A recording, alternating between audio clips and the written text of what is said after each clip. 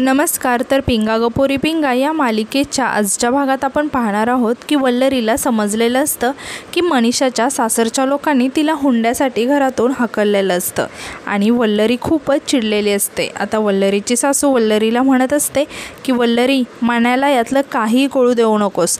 मला माझ्या पोरीचा संसार वाचवायचा आहे, तू कशाला मध्ये पडतेस.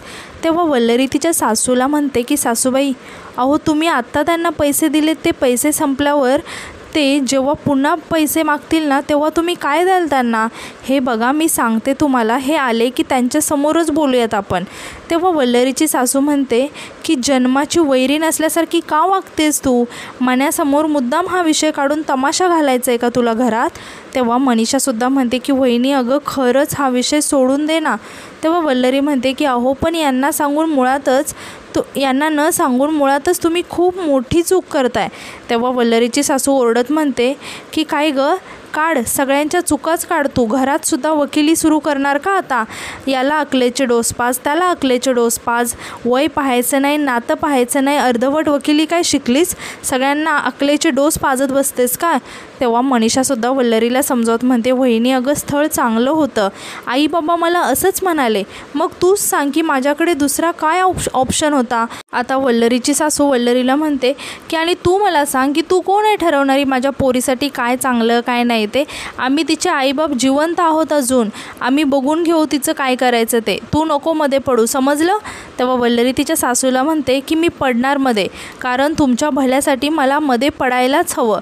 तुम्ही सांगा, हुंडा घेण्याची वृत्ती सगळ्यात वाईट असते की नाही. अहो लग्नात तुम्ही त्यांना एवढा हुंडा दिला तरीसुद्धा त्यांनी मनीषाताईंना घराबाहेर काढलंच ना.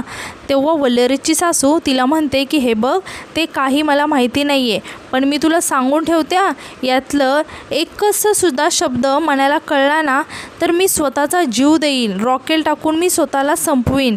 तेव्हा वल्लरी खूपच घाबरते. आता तितक्यात तिथे मनोज येतो आणि मोठ्याने त्याच्या आईला म्हणतो की स्वतःला संपवण्याची नाटकं करायला घरात रॉकेलच नाही आहे आई. आता मनोजची आई मनोजकडे बघायला लागते आणि खूपच घाबरून जाते आणि घाबरतच मनोजजवळ येते आणि मनोजला म्हणायला लागते की हे बघ, तुझा काहीतरी गैरसमज होतोय. तेव्हा मनोज म्हणतो की बस, हे सगळं किती दिवस लपवणार होतीस तू माझ्यापासून. हुंडा देणं हे कायद्याने गुन्हा आहे, हे समजत नाही का तुला. बरं तुला समजत नाही, पण ते सांगायला सुद्धा घरात सून आहे ना, पण तिचं सुद्धा तुला समजत नाही. तेव्हा मनोजची आई त्याला म्हणते की मन्या, आपल्या बहिणीच्या संसारापेक्षा पैसा जास्त प्रिय आहे का रे तुला.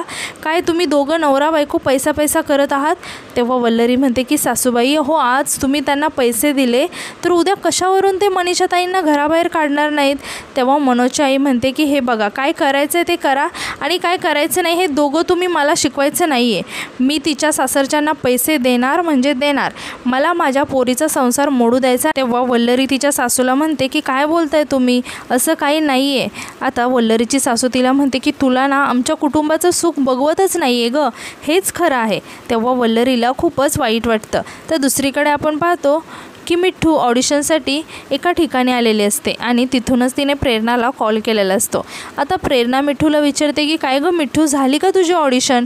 तेव्हा मिठ्ठू सांगते की या रोलसाठी ना बरेच लोक आलेत गं आणि मी खूप दिवसांनी ऑडिशन देते ना, त्यामुळे मला नर्वस वाटते गं. तेव्हा प्रेरणा मिठूला समजावत म्हणते की काय गं, नर्वस कशाला वाटायचं, मला खात्री आहे तू एकदम मस्त ऑडिशन देशील. तेव्हा मिठू प्रेरणाला म्हणते की थँक्यू प्रेरणादी, खूपच छान वाटलं तुझ्याशी बोलून. तेव्हा प्रेरणा मिठूला म्हणते की ऑडिशन संपव आणि लवकर घरी परत ये, तुझ्या आवडीची चण्याची उसळ केली आहे. तेव्हा मिठू खुश होऊन म्हणते की हो का, मी आलेच. आता प्रेरणा फोन ठेवून देते. तितक्यात तिथे वल्लरीची सासू मनीषाला खेचत तिथे घेऊन येते. तेव्हा प्रेरणा खूप आश्चर्याने मनीषाकडे आणि वल्लरीच्या सासूकडे बघायला लागते. आता वल्लरीची सासू प्रेरणाला म्हणते की थोडंसं पाणी देतेस का. तेव्हा प्रेरणा म्हणते की हो देते ना, बसा तुम्ही. असं म्हणून प्रेरणा पाणी आणण्यासाठी म्हणून तिथून निघून जाते. तेव्हा वल्लरीची सासू मनीषाचा हात जोरात पकडते आणि तिला म्हणते की काय गरज होती गं तुला त्या वल्लरीसमोर काही सांगायची, त्या वल्लरीसमोर काही बोलता येत नाही म्हणून इकडे घेऊन आले मी तुला. असं म्हणून ती मनीषाला बेडरूममध्ये घेऊन येते येते आणि बेडरूमचा दरवाजा बंद करून घेते. आता प्रेरणा त्या दोघींसाठी पाणी घेऊन आलेली असते आणि त्या दोघींचा कुजबुजण्याचा आवाज प्रेरणाच्या कानावरती पडतो. आता प्रेरणा मनातच विचार करते की बेडरूमचा दरवाजा लावून का घेतला यांनी. फक्त इकडे वल्लरीची सासू आता मनीषाला ओरडत म्हणते की मनीषा, त्या वल्लरीला तुझ्या हुंड्याबद्दल सांगून आयुष्यातली सगळ्यात मोठी चूक करून ठेवलेस तू. तेव्हा मनीषा म्हणते की अगं आई, पण तिच्यापासून काय लपवायचं आहे. तेव्हा वल्लरीची सासू मनीषाला म्हणते की गप्प बस, तुला काही अक्कल आहे का. तुझ्या सासरच्या लोकांना पैसे देण्यासाठी आता माझ्या सोन्याच्या बांगड्या मोडणार आहे मी. आता हे सगळं प्रेरणाने ऐकलेलं असतं आणि हे ऐकून प्रेरणा खूपच शॉक होते. तर इकडे वल्लरीची सासू मनीषाला म्हणते की थोबाड बंद ठेवायचा तू, नाहीतर जाऊन सांगशील लगेच त्या वल्लरीला.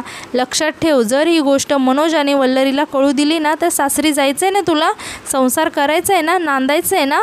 तेव्हा मनीषा म्हणते की पण तू तुझ्या बांगड्या मोडल्या हे जर का दादा आणि वहिनीला कळलं तर ते खूप चिडतील गं. तेव्हा मनीषाची आई मनीषाला रागातच म्हणते की पण सांगणार कोण. थोबाड बंद ठेवायचा तू तुझं, काही बोललीस तर लक्षात ठेव. आता हे सगळं ऐकून प्रेरणा खूपच टेन्शनमध्ये आलेली असते. तर आता यानंतर रात्री आपण पाहतो की वल्लरी आणि प्रेरणा बोलत असतात. आता वल्लरी खूप आश्चर्याने प्रेरणाला विचारते की काय मनीषाताईंच्या सासरच्यांना खुश करण्यासाठी स्वतःच्या सोन्याच्या बांगड्या विकायला निघाल्या सासूबाई. आता तिथे मिठ्ठूसुद्धा असते आणि तीसुद्धा शॉक होऊन म्हणते की इतकी कंजूस बाई स्वतःच्या मुलीसाठी स्वतःच्या सोन्याच्या बांगड्या विकायला निघाली. तेव्हा प्रेरणा म्हणते की मुलीसाठी सगळ्या आया काही ना काहीतरी करायला तयारच असतात. म्हणजे आई म्हणून बाई नेहमी समजूतदार असते, पण तीच बाई जेव्हा सासू होते ना तेव्हा काय होतं ते देवालाच माहिती. यावर मिठ्ठू म्हणते की स्वतःच्या मुलीच्या बाबतीत एवढ्या सेन्सिटिव्ह असणाऱ्या बायका आपल्या सुनेच्या बाबतीत असा का नाही विचार करत. म्हणजे आपल्या मुलीला त्रास होतो हे कळतंय तिला, पण मग सुनेशी का नाही नीट वागत. तेव्हा प्रेरणा म्हणते की पण हिच्या सासूला कुठे कळणार आहे ते. नाही म्हणजे स्वतःच्या मुलीला त्रास होतोय तर लगेच स्वतःच्या बांगड्या विकायला तयार झाली ही बाई. तेव्हा वल्लरी म्हणते की पण हा इलाज नाही आहे त्याच्यावरचा. तेव्हा प्रेरणा म्हणते की अगं पण मग तिच्या सासरच्या ऐकायला तयारच नसतील तर. तेव्हा वल्लरी म्हणते की हो, पण अशा भीतीपोटी आपण जर अशा मागण्या पूर्ण करत राहिलोत ना तर ते कधी थांबणारच नाहीत. अहो, असे हुंडा मागणारी माणसं ना त्यांचं मन कधीच भरत नाही, ते हुंडा मागतच राहतात, त्यांची तहान कधीच भागणार नाही. अशा माणसांना वेळीच धडा शिकवायला हवा. त्यांनी आपल्या मनीषाताईंना अजून त्रास दिला तर. यावर मिठ्ठू म्हणते की अगदी बरोबर बोललीस तू वल्लरी, जेव्हा पहिल्यांदा मागणी होते ना तेव्हाच नाही म्हटलं पाहिजे. यावर प्रेरणा म्हणते की पण मग स्थळच हातचं निघून गेलं तर. त्यावर वल्लरी म्हणते की मग जाऊ दे ना, ते गेलेलं बरं. कसं आहे ना प्रेरणाताई, लग्नाआधी जर का या लोकांनी हुंडा नाही मागितला ना तर लग्नानंतर हे लोक नक्कीच मागतात. तुम्ही कितीही नाही म्हणा, पण अशी लोक सुधारत नाहीत. त्यापेक्षा अशा लोकांसोबत नातं न जुळलेलंच बरं. तेव्हा प्रेरणा म्हणते तू म्हणतेस ते बरोबरच आहे वल्लरी, आपण माणसं वेळीच ओळखली पाहिजेत. पण काय गं, मनीषाच्या बाबतीत आता नक्की काय करायचं ठरवलंयस तू. तेव्हा वल्लरी थोडीशी विचारात पडते. तर यानंतर दुसऱ्या दिवशी सकाळी आपण पाहतो की वल्लरीची सासू विचार करत असते आणि ती मनातच म्हणते सोनाराकडे जाऊन माझ्या बांगड्या विकून येते, म्हणजे येतील ते पैसे मनीषाच्या सासरी पाठवता येतील. माझ्या पोरीचा संसार तुटायला नको असं म्हणून ती कपाटातील बांगड्या शोधायला लागते, पण बांगड्या काही सापडत नाहीत. तेव्हा वल्लरीची सासू खूपच घाबरून जाते आणि म्हणायला लागते की माझ्या बांगड्या का सापडत नाही आहेत, कुठे गेल्या असतील बांगड्या तर इथेच ठेवल्या होत्या. आता वल्लरीसुद्धा तिथेच अभ्यास करत बसलेली असते आणि इकडे वल्लरीची सासू कपाटामध्ये बांगड्या शोधत असते आणि ती मनातच विचार करायला लागते की बांगड्या ठेवताना मला कोणी बघितलं तर नसेल ना. घरभर शोधते पण सापडतच नाही आहे, आता काय करू मी. आणि ती वल्लरीकडे बघायला लागते आणि वल्लरीला विचारते काय गं वल्लरी, मी बांगड्या शोधते आणि मला सापडतच नाही आहेत, तुला काहीच नाही आहे ना, त्याचं सगळं दिसतंय तुला, पण तरीही तू काहीच बोलत नाही आहेस. आणि ती वल्लरीला म्हणते की तूच तर नाही ना चोरल्या माझ्या बांगड्या, हे बघ असं असेल ना तर मुकाट्याने माझ्या बांगड्या परत द्या. तेव्हा वल्लरी तिच्या सासूला म्हणते की मी तुमच्या बांगड्या चोरल्या नाही आहेत सासूबाई, पण सुरक्षित ठिकाणी जपून ठेवल्यात. तेव्हा वल्लरीची सासू तिला म्हणते की तू कोण आहे गं सुरक्षित ठिकाणी माझ्या बांगड्या ठेवणारी, तुझा डोळा आहे ना माझ्या दागिन्यांवर, हे बघ मी माझं बघीन आणि पोलिसांना फोन करून बोलावून घेईन. मी माझ्या बांगड्या लंपास करायचा विचारसुद्धा करू नकोस हा, लगेच दे माझ्या बांगड्या, नाहीतर बघच मी पोलिसांना फोन करीन. बोलू का, करू का फोन? तेव्हा वल्लरी तिच्या सासूला म्हणते की सासूबाई तुम्ही पोलिसांना बोलवलं तर बरंच होईल. हे ऐकून वल्लरीची सासू खूपच घाबरून जाते. आता वल्लरी म्हणते की नाही, म्हणजे मला त्यांना सगळं सांगावं लागेल ना की कसं तुम्ही मनीषाताईंच्या लग्नात हुंडा दिला होता आणि आत्तासुद्धा या बांगड्या विकून मनीषाताईंच्या घरच्यांना पैसे देताय, हा सुद्धा एक गुन्हाच आहे, माहिती आहे ना तुम्हाला. आता हे ऐकून सगळं वल्लरीची सासू खूपच घाबरून जाते आणि स्वतःशीच म्हणते की याचा तर मी विचारच केला नव्हता.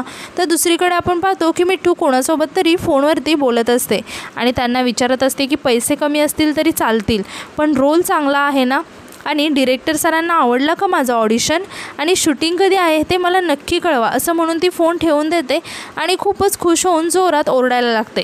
आता मिठूला असं खुश पाहून प्रेरणा आश्चर्याने मिठूकडे बघायला लागते.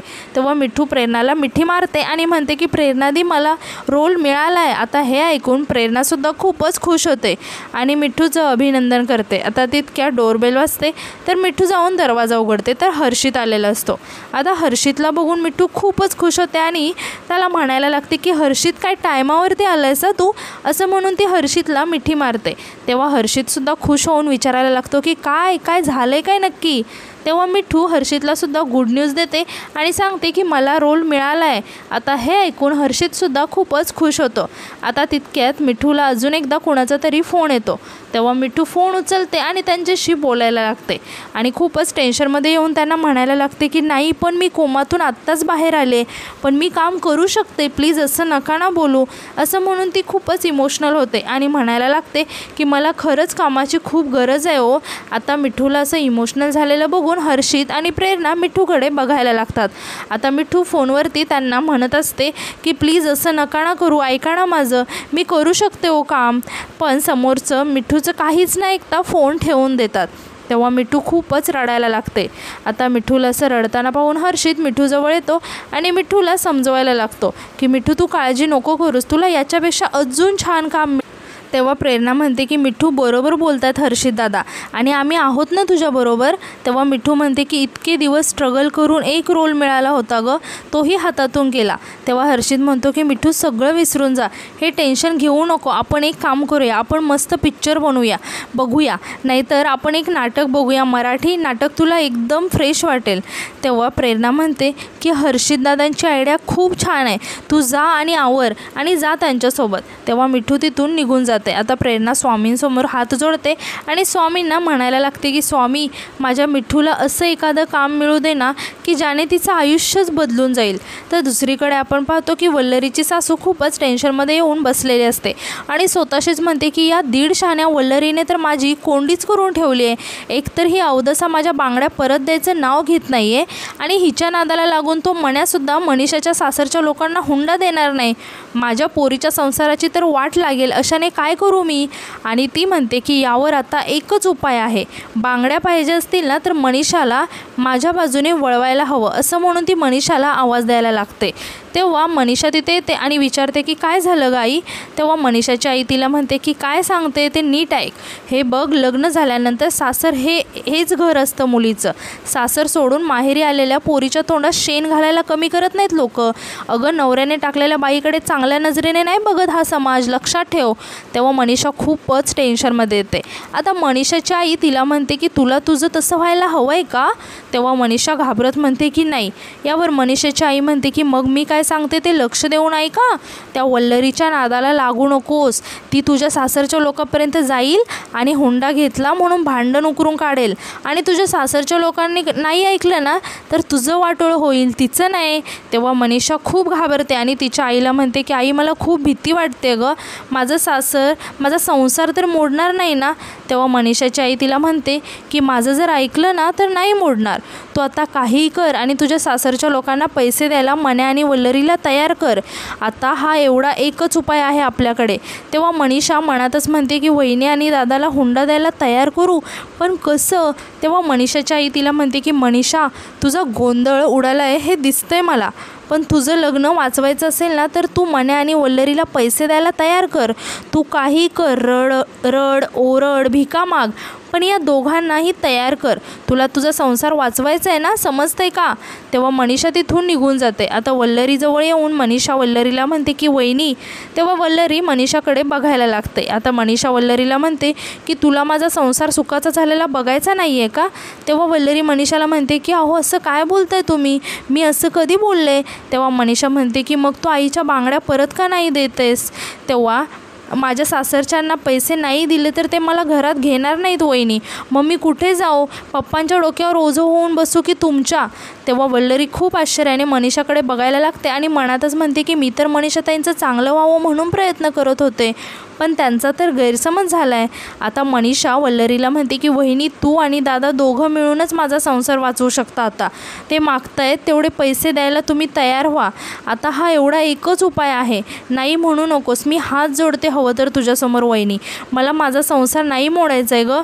तेव्हा वल्लरी मनीषाला म्हणते की माफ करा मनीषाताई, माझं चुकलं. तुम्ही आता तुमच्या सासरच्यांना फोन लावा, मला बोलायचं आहे त्यांच्यासोबत.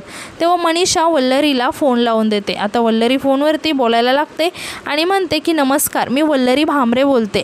मनीषाताईंची वहिनी, आम्हाला तुमच्या सगळ्या मागण्या मान्य आहेत. आम्ही तुम्हाला पैसे द्यायला पण तयार आहोत, पण फक्त तुम्ही मुंबईला येऊन पैसे घेऊन जा. आम्ही तुमची वाट पाहतोय, असं म्हणून ती फोन ठेवून देते. आता हे सगळं वल्लरीची सासूने ऐकलेलं असतं आणि ते हे ऐकून खूपच खुश झालेले असते. तर आता यानंतर आपण पाहतो की वल्लरी आणि मनोज रात्री राऊंड मारत असतात आणि एकमेकांसोबत बोलत असतात. आता मनोज वल्लरीला विचारतो की वल्लरी तू असं का वागलीस? तूच आई आणि मनीषाला ठणकावून सांगितलं होतंस ना की हुंडा देणं आणि घेणं हे कायद्याने गुन्हा आहे म्हणून. आता तूच त्यांना हुंडा द्यायला तयार झालीस. तुझं वागणं ना कधी कधी मला खरंच समजत नाही आहे गं. तेव्हा वल्लरी मनोजला म्हणते की तुमचा माझ्यावर विश्वास नाही आहे का? तेव्हा मनोज वल्लरीला म्हणतो की विश्वास नाही असं कुठे म्हटलं मी, फक्त तुझं वागणं समजत नाही असं म्हटलं मी. तेव्हा वल्लरी मनोजला समजावत म्हणते की माझ्यावर विश्वास ठेवा, मी काहीही वेडवाकडं करणार नाही. तेव्हा मनोज वल्लरीला म्हणतो की वल्लू विश्वास आहे तुझ्यावर, पण काय आहे माहिती आहे का, अचानक आई आली ना म्हणून आपल्या दोघांना वेळच नाही मिळाला, त्यामुळे माझी सगळी चिडचिड होते गं. आता वल्लरी हसायला लागते आणि मनोजला म्हणते की एक गोष्ट सांगू का तुम्हाला? तेव्हा मनोज विचारतो की काय? यावर वल्लरी म्हणते चिडल्यावर तुम्ही अजूनच हँडसम दिसता. आता तितक्यात मिठू आणि तेजा बाल्कनीत येऊन वल्लरी आणि मनोजकडे बघायला लागतात.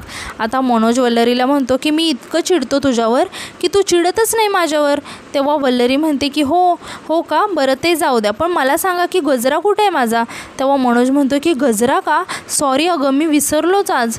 तेव्हा वल्लरी मनोजला रागाने म्हणते की का विसरला तुम्ही? आणि तिला खूप वाईट वाटतं आणि ती म्हणायला लागते की हे बघा, मला हे अजिबात चाललेलं नाही आहे. तुम्ही असं कसं काय विसरू शकता गजरा? तुम्हाला माहिती आहे ना मला किती आवडतो गजरा.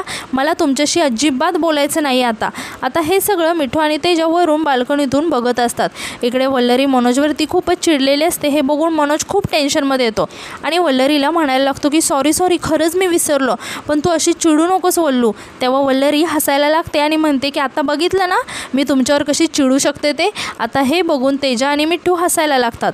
आता तेजा चिडवत मनोज आणि वल्लरीला म्हणायला लागते की अरे वा, चांदण्यांच्या रात्रीसुद्धा फक्त हातामध्ये हात.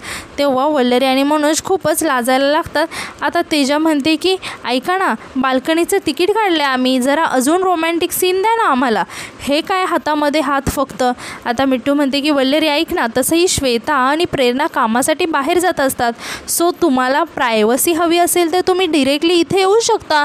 तेव्हा वल्लरी आणि मनोज खूपच लाजायला लागतात. आता वल्लरी म्हणते की तेजाताई, मिठूताई काय चाललंय तुमचं? वरती येऊन मार देईन ना मी तुम्हाला, असं म्हणून त्या सगळेच हसायला लागतात. आणि आजचा भाग इथेच संपतो. धन्यवाद.